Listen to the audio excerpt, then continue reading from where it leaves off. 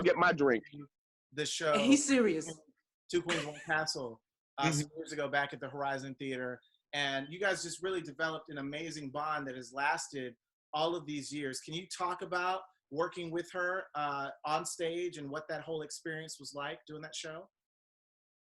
Two Queens, One Castle was an interesting project, I think for everybody involved, because it was subject matter that we didn't really deal with, especially in our community.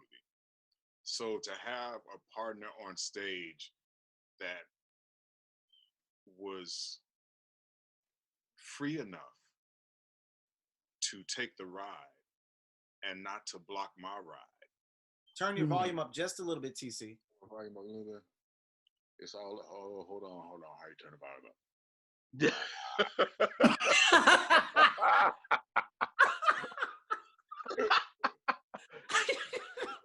Welcome to the virtual world. Right. I know, right? Oh, okay. Fuck that shit. I'm just gonna get closer. Oh, I love it. Can you hear me now? Get comfortable, baby. Yeah, That's it, baby. Oh, that's better. That's it, husband. That's it, husband. Wife. That's wife. We still call each other that. I'm here to tell you. He'll call me, you know, on holidays, Mother's Day, or my birthday. Hey, wife. I just love it. That's my wife. And it was, you know, it's like when you find somebody you can work with that allows you to actually do the work, that doesn't block you from doing the work. And we were both learning a lot at that time. So we were both really working through what this was and trying to be as authentic with what Tom was asking us to do as we could. And to be with somebody who was open enough to let the experience happen was pivotal for me, because had she been blocked off, I wouldn't have been able to access what I needed to access. So from the rehearsal period, from just the first rehearsal, there was something about her that I was like, "Ooh, I'm gonna like this. This is gonna be fun." And I hadn't heard Chandra. I don't think I had heard you before then. I don't think I had heard of you, but I don't think I had actually heard you before. Wow. We Queens, One Castle.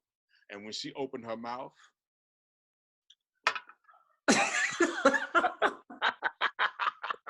it's like, "Oh, that's what we do? Oh, okay. But my shit." Cause and I love working with people who make me work. Who come on stage, and if you don't get on the ride, your ass is gonna be left in the dust. You gotta get on the ride. Yeah. Chandra makes you get on the, because if you don't, she will run circles around you. Oh, yes, she will leave you. She will leave you. And not with malice or forethought. No. She just gonna bounce. Agreed. She's gonna bounce. But the work ethic, the being focused, like Tom said, actually listening. A lot of actors, they just wait for their line. You know what you say. They're waiting for you to be done so they can say their line. It's when you work with somebody who's actually having the conversation with you. The lines are what they are, but can we have the conversation? So even when I watch Chandra on film and television and stuff, it's like I see all of that. Theater actors make better television actors because they understand that. Yep. Yeah, they no doubt. They understand what a through line is. They understand how to hold a character from beginning to end, not just for little 2-minute bites. Right. You know? Right. And so aside from her work, you know, the work is wonderful, but aside from her work, she's such a beautiful person, you know. And again, that's my wife. I'm husband number 2.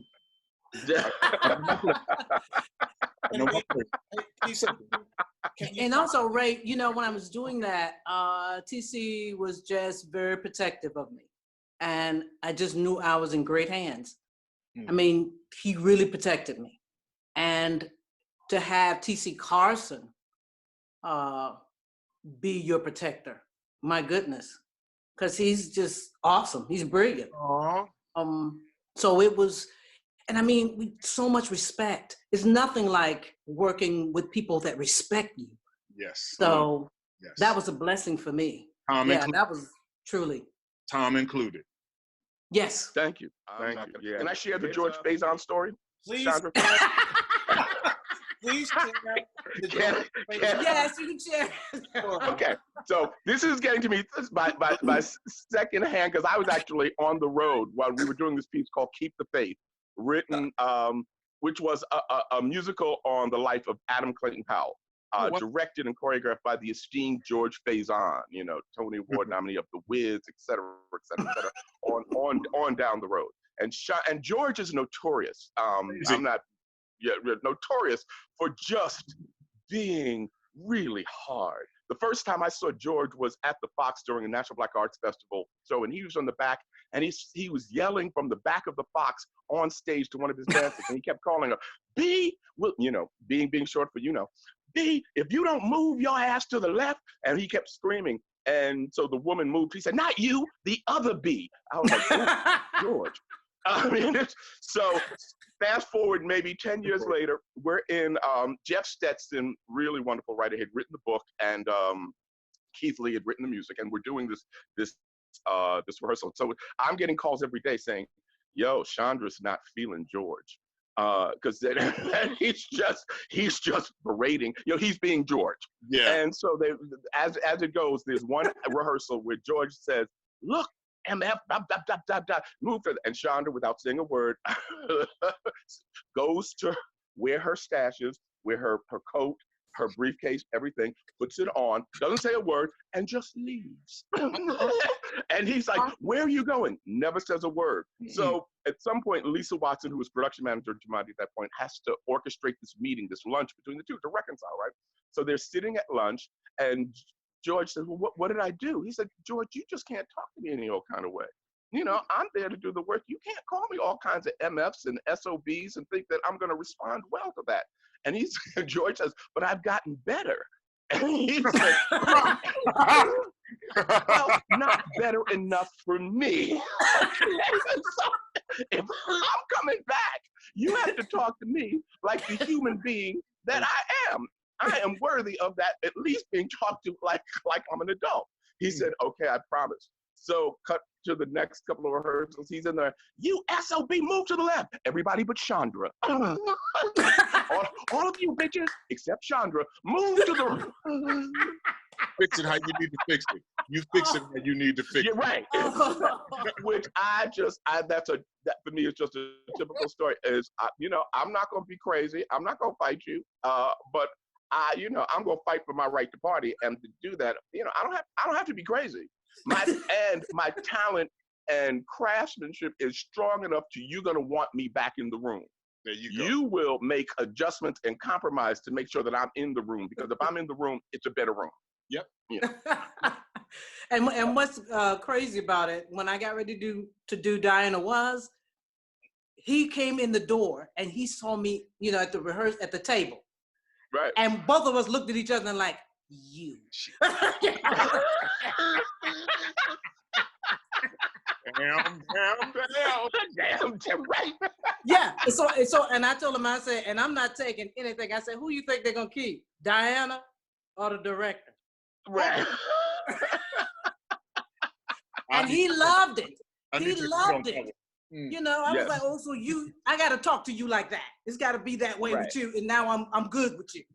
You know. Well, and the thing about George, also a great artist, is, you know, game recognizes game. It was, if you came with it, he would like say, okay, we're good. I can be in the room with you. I'm not gonna make you, but you had to fight for your right to party. So guys, we have about 4 minutes left in this interview, and I just wanted to get some 4 minutes. I'm just getting started. 4 minutes. Yeah, he's just getting started. 4 minutes, hell. You ain't got be a part two. We ain't got that kind of time, baby. Now, how many friends have you had, husband?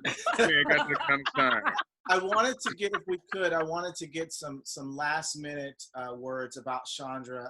I know, TC, I had asked you to talk about Chandra's success not only as a stage performer in theater, but also on stage as a music artist. You both have been able to capture audiences that love you as actors, but they also love you for your music. So if you can, talk a little bit about Chandra the singer and just how she's just been able to really be a Renaissance woman when you think of her amongst the other performers here in the city. Chandra has done television, she's done stage. You gonna take the whole 4 minutes?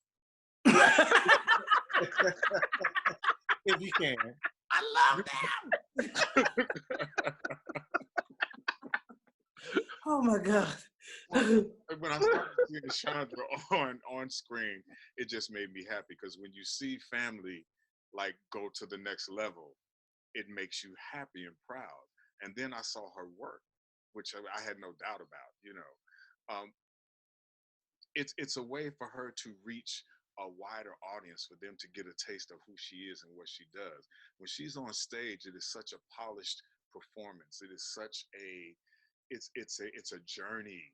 It's not a, it's, how can I put it? When you go see some people, their performances, when you go hear the music, it's stop and start. It's like it, you know, it ebbs and then it, when you go see Shanti, that shit start here, and then it just goes like that until the end. It never comes down. It just keeps going up until the end, and then you want more. And that's what you want when you go see an artist. When today we are inundated with people who call themselves artists who don't know what the art form is. They don't know what the actual, how you actually do what you do. You just do it. Chandra knows how you do what you do, so she can craft it so you can have the experience she wants you to have. And that's what I love about her. I agree. If I could just chime in, the last little thing, she is what all great artists are. They're storytellers. Yes. They tell stories.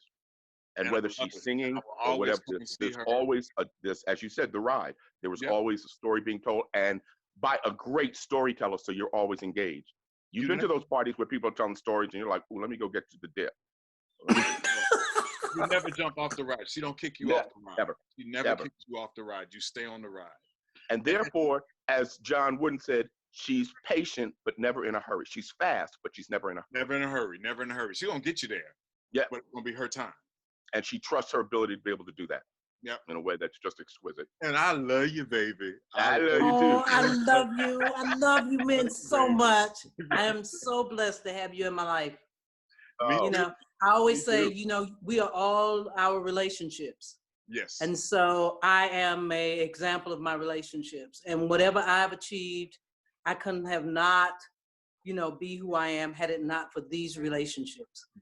I understand. Thank you so much. I love you. I love you more, Chandra. Back to you, Ray. Well, guys, thank you so much for being on the show.